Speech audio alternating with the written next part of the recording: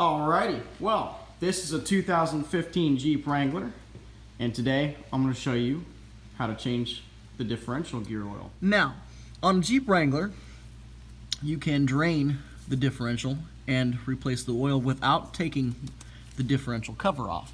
Now, what I normally do is I'll go 2 rotations without taking the cover off. So I'll drain it and refill it, and then I'll wait another 15,000 miles, and then I'll drain it and refill it again, wait another 15,000 miles, and at that point I will take the entire cover off when I drain it.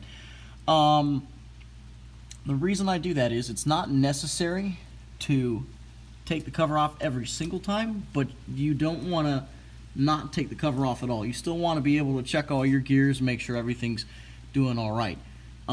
If you don't do that, then you're going to run into problems, and if you have any sort of uneven wear, well, that's going to come back and bite you pretty badly. So, you don't want that to happen. Without further ado, let's go ahead and do this. So first of all, for a 2015 Jeep Wrangler, you're going to need your liter bottles of Valvoline. Well, honestly, any brand will do. It just has to be 80W90. That weight is important. You want to know that weight. Now, you don't want to use synthetic unless you have a limited slip differential. There are 2 ways to do this. All right, you can get 2 sizes. You can get a massive, I think it's a 5 quart jug, or you can get these little 1 quart jugs. Now, you got to be mindful that underneath here, there's not a lot of room to refill. All right, so unless you have a system, which they do sell, a pump, you stick it into that 5 quart jug, and it's got a little hose, and you stick it up into your differential, and you pump it, and it actually pumps the oil into your differential. That's pretty cool. I don't have one of those. I'm also lazy, and I do this kind of stuff spur of the moment. So I'm going to get the singular quart jugs and fill it using those. You don't have to do that. You can use the hand pump. I can tell you from seeing other people do it, it is much easier to use the hand pump. That means planning it a little bit. You got to go get that before you do this. You don't want to drain it and then realize that you'll be kind of out of luck and without a vehicle until you put new fluid in it. So what we're going to do is just take these and just stick them up in there like so, and maneuver it so that it'll get as much in there as possible from the angle we're working. Now it's a little bit tough because there's not really a lot here. A lot of room, that is. So what we're going to do is we've got our wrench on here. You're going to pull your catch pan so that anything that comes out or drips out or whatever falls in your catch pan. And we're just going to very carefully ease open. That came off pretty easily. Our fill plug right here.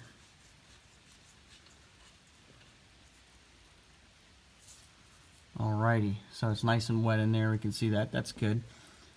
Fill plug looks pretty good.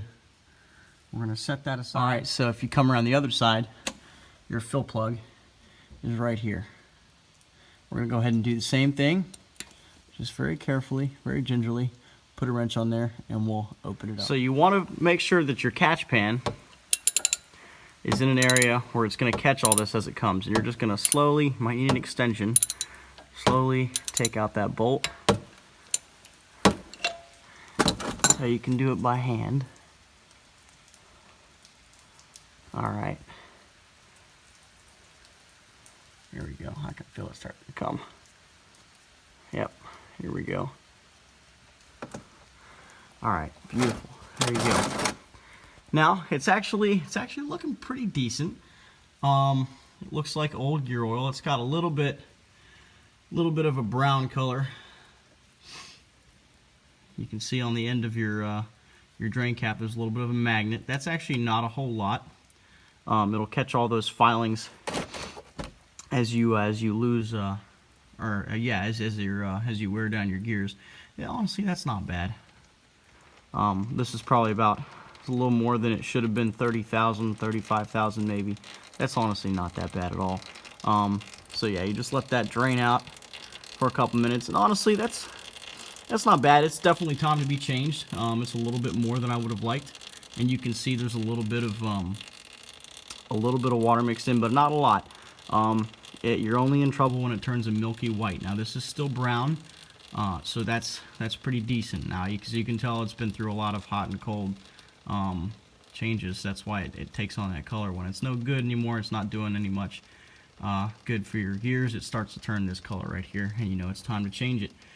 So what we're going to do is we're going to do a flush. I bought a couple extra bottles, and we're going to kind of flush out the inside. Flushing. You can see I did a little test run there. It's a little hard to maneuver under here. There's not a whole lot of room. What you want to do is just take this and squeeze it up into there. All right. Now it's not going to go the whole way like this. There you go. You can see I'm flushing it a little bit more. There we go. Got a good little bit coming out now, and that's looking pretty clean. Alrighty, so we got most of our contaminants out of there. That's looking pretty good. Now what we're going to do is we're going to let this all drain out.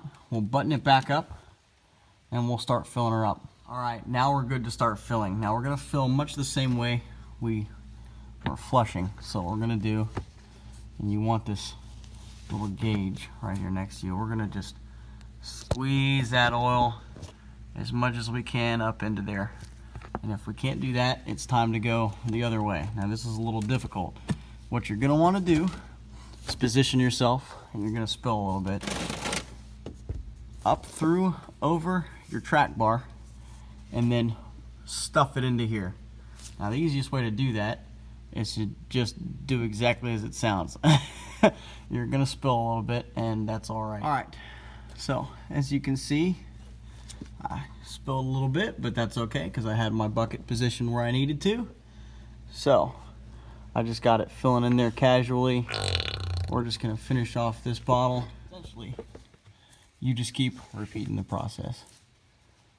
Now we're gonna squeeze some more out, and we'll do that until it starts to overflow out of the differential.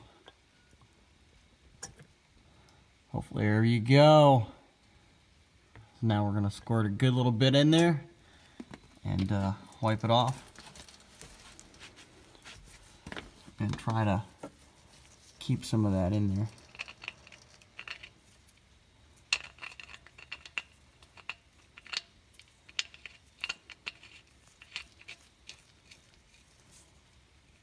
Perfect. Alrighty, now we'll wipe off that outside right there. It'll still drip as long as you've got that plug not all the way in. So we'll just go ahead and tighten that real quick. Now we're just gonna tighten it on back up.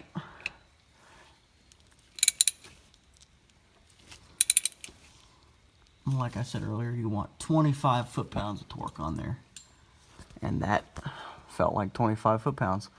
All right. Another thing you can do, this isn't as accurate because, just because of the way bolts and threads work. You can also just kind of eyeball it, make sure that it goes back to the exact same place where it was when you took it out. And I paint mine, so I'll paint my differentials in the spring again. It helps keep the frame from rusting, but there's always a line of paint around what was sticking out and what wasn't.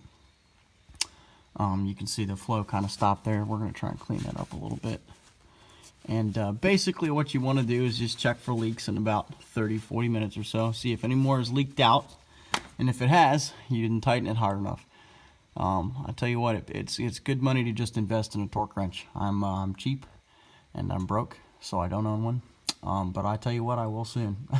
So anyway, there you go. That's all buttoned up and all good to go. So you're good to drive away now. Alrighty, so that's how you change your differential fluid. Thank you very much for watching. Good luck on the trails.